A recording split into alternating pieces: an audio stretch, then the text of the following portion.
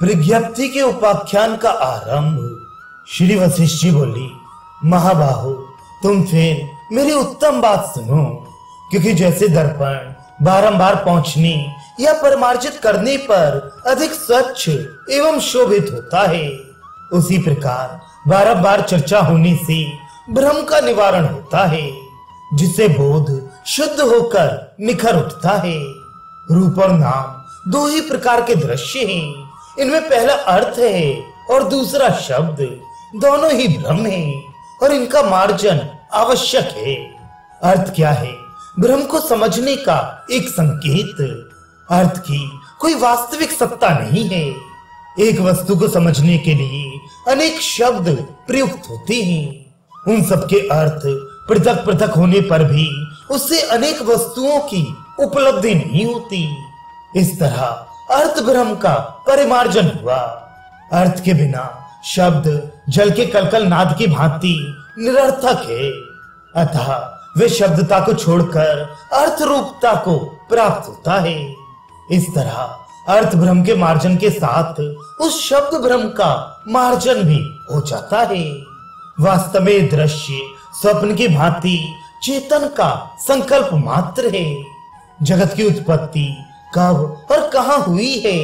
जब जागृत ही मिथ्या है, तब स्वप्न की क्या बात है?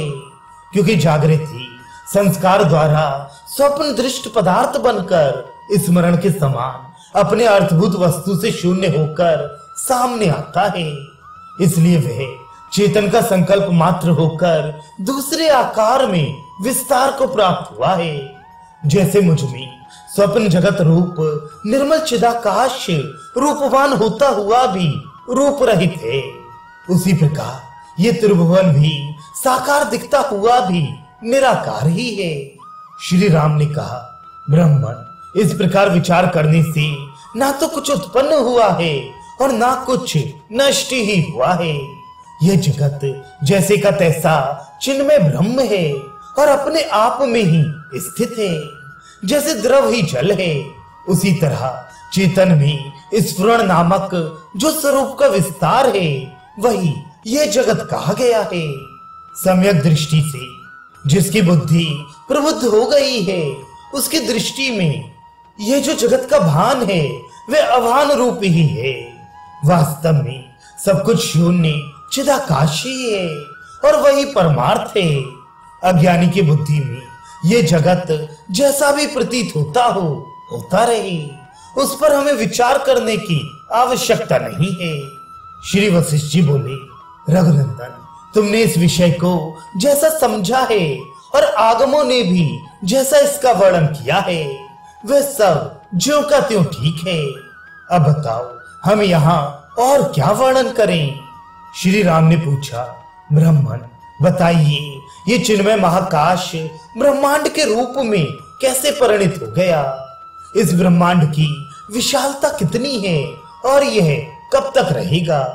श्री वशिष्ठ जी कहते हैं, निष्पाप रघुनंदन, जिसका बिना किसी कारण के भान होता है, उसका वह भान कुछ भी नहीं है। वास्तव में परमार्थ स्वरूप ब्रह्म ही उस रूप में दिखता हुआ अपने परमार्थ स्वरूप से ही स्थित है। महामते, इस विषय में कभी किसी ने अपने उत्तम बोध की पुष्टि के लिए मुझसे एक महान प्रश्न किया था। तुम उस उत्कृष्ट एवं महान प्रश्न को सुनो। त्रिलोकी में जिसकी बड़ी ख्याति है और जो दोनों ओर से दो समुद्रों द्वारा घिरा हुआ है, वह कुशद्वीप इसी भूतल पर स्थित 7 महाद्वीपों में से एक है। वह भूमंडल को कंगन के आकार में घेर कर बसा हुआ है। वहां पूर्वोत्तर दिशा में इलावती नाम से प्रसिद्ध एक स्वर्णमयी सी नगरी है। उस नगरी के पूर्व भाग में एक राजा थे, जिनका नाम प्रज्ञप्ति था। जगत के सारे प्राणी उनमें अनुरक्त थे। वे सृष्टि में दूसरे इंद्र के समान प्रतिष्ठित थे। एक समय किसी कारणवश मैं प्रलय काल में आकाश से गिरे हुए सूर्य की भांति उस राजा के समीप जा पहुंचा। उसने पुष्प, अर्घ्य और आचमनीय आदि के द्वारा मेरी पूजा की और पास बैठकर मुझसे बहुत से प्रश्न किए।